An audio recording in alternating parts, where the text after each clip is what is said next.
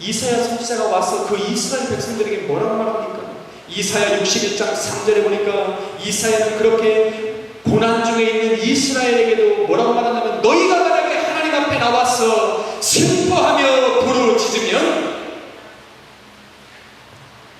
뭐라고 결론을 내립니까? 61장 3절에 화관을 주어 그 죄를 대신하고 희락의 기름으로 그 슬픔을 대신하고 찬송의 옷으로 그 근심을 대신하시고 너희로 의의 나무 곧 여호와의 심으신 바 그 영광을 나타낼 자라 일컬음을 얻게 하실 것이라고 얘기합니다. 고난의 길을 걸어가도 너희가 하나님 앞에 나와서 무릎을 꿇으면 그것이 바로 하나님의 의의 나무로 되어지는 시작이 될 것이라고 얘기하고 있는 것입니다. 저는 여러분에게 얘기했습니다. 여러분, 고난의 시작이 어디입니까?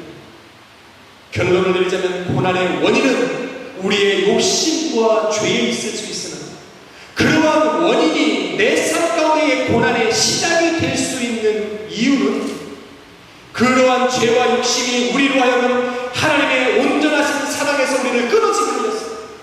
그 온전한 사랑에서 우리가 벗어났을 때에 다가오는 그 두려워하는 그 두려움 때문에 내 삶 가운데에 고난이 시작된다라고 하는 것입니다. 바로 두려워하는 그 때가 바로 내 삶 가운데에 고난이 시작되어지는 때라고 하는 것입니다. 그래서 우리가 고난을 당하면 생소한 고난은 없어요. 우리가 고난을 당하면 아니 이러한 고난이 어떻게 내 삶 가운데 일어나나 이렇게 생각하는 사람 아무도 없어요. 고난이 일어나면 그렇구나, 이 고난이 찾아왔구나라고 인정하는 사람들이 더 많이 있다는 것입니다. 왜요? 그 고난은 이미 내가 무서워했고 이미 내 마음에 정하였고 이미 내 마음에 두려워했고 무서워했던 것이고 이미 내 마음속에 이것이 일어날 것이라는 정하고 있었기 때문에 고난은 무거워도 생소하지가 않은 것입니다. 그렇기 때문에 그 고난이 내 삶 가운데 크게 느껴지는 이유는 뭐냐면 나와 함께 이 고난을 짊어지고 갈 하나님의 사랑이 느껴지지 않기 때문에 그래요. 왜? 두려움이라고 하는 것은 하나님의 온전하신 사랑에서 벗어날 때 생겨나는 것이기 때문에 이렇게 두려운 마음으로 다가오는 고난은 내게 찾아왔을 때 이미 나는 나 혼자라는 생각이 들기 때문에 그 고난이 크게 느껴지더라는 것입니다. 그렇기 때문에 우리가 지금 내 삶 가운데에 다가온 이 고난은, 이 삶의 어려운 환난은 반드시 이겨내야 되는데 그 이겨내야 되는 이유는 무엇이냐면 내가 이 고난 때문에 내가 쓰러질까, 내 삶이 망가져버릴까를 두려워하기 때문에 그런 것이 아니라 이 고난 때문에 나를 향하신 하나님의 더 놀라우신 하나님의 계획을 내가 바라보지 못할까 두렵기 때문에 이겨내야 되는 것입니다. 오늘 욥은 다 잃어버렸어요. 자기가 가지고 있던 수많은 가축들이 다 죽어버렸고 자기를 섬기고 있던 그 수십 명의 종들이 다 떠나가버렸고 자기가 낳았던 10명의 자녀들이 다 죽어버렸고 자기와 함께 살아갔던 그 아내마저 저주하고 도망가버린 그때에 욥에게 남은 것은 몸뚱이 하나 살아남았는데 그 몸뚱이에도 악창이 나서 제 몸으로 살아갈 수 없는 그러한 상황까지 됐는데 더 이상 뭘 잃어버립니까?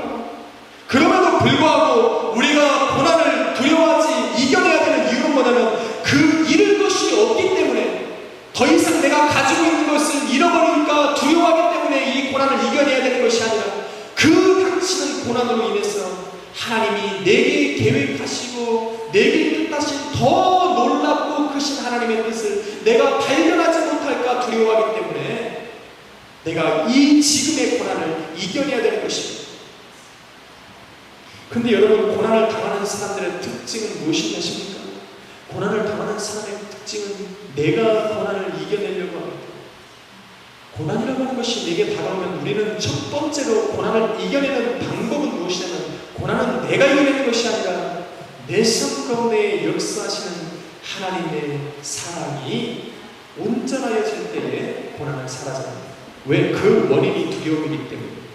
성경이 뭐라고 말했습니까? 요한일서에 보니까 온전한 사랑은 두려움을 내어 쫓나니 두려움이 나가면 고난도 끝을 맺는 시간이 올 것입니다. 그 여러분에게 이미 알았어요. 우리는 고난의 시작이 어디서부터 오는지, 내 삶 가운데의 두려움으로부터 시작되어진다라는 것을.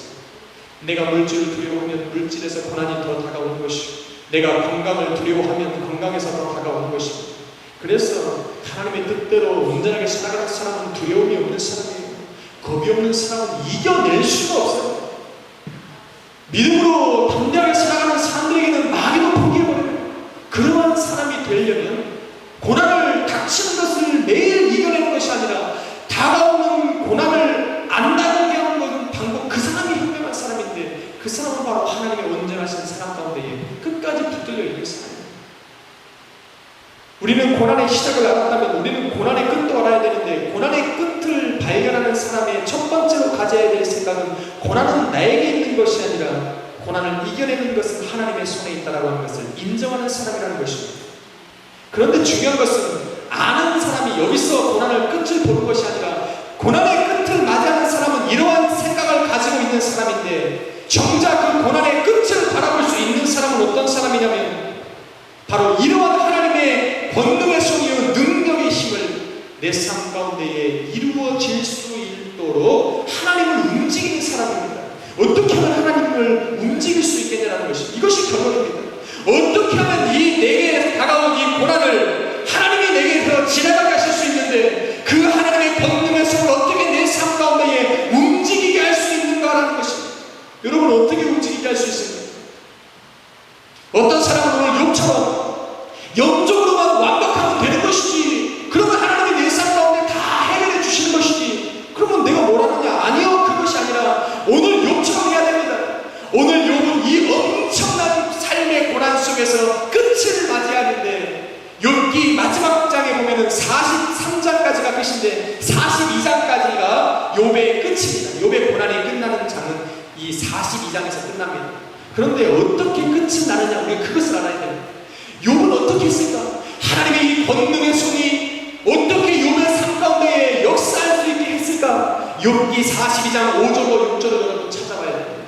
이것을 모르면 우리는 절대로 고난에서 벗어날 수 없고, 고난의 끝을 맞이하는 하나님의 권능의 손을 내 삶 가운데에 이루어지게 할 수 없습니다. 욥기 42장 5절로 6절, 중요한 말씀입니다. 욥기 42장 5절로 6절에 보니까 욥이 마지막으로 하나님 앞에 부르짖습니다. 뭐라고 부르짖습니까? 내가 주께 대하여 귀로 듣기만 하였사오니 이제는 눈으로 주를 배우나이다. 그러므로 내가 하나고 티끌과 재 가운데서 회개하나이다 라는 거예요. 이것이 답입니다. 여러분, 이것이 답입니다. 드디어 욥의 삶 가운데에 회개라는 것이 일어났어요.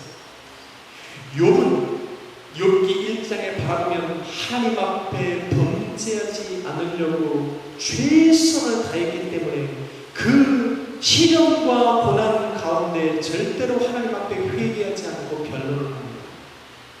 그런데 그 거룩하신 하나님을 뭐라고 하니까 눈으로 배웠을 때에 욥이 한 것은 뭐냐면 그 티끌과 재 가운데서, 아직 고난이 벗어난 것이 아니죠.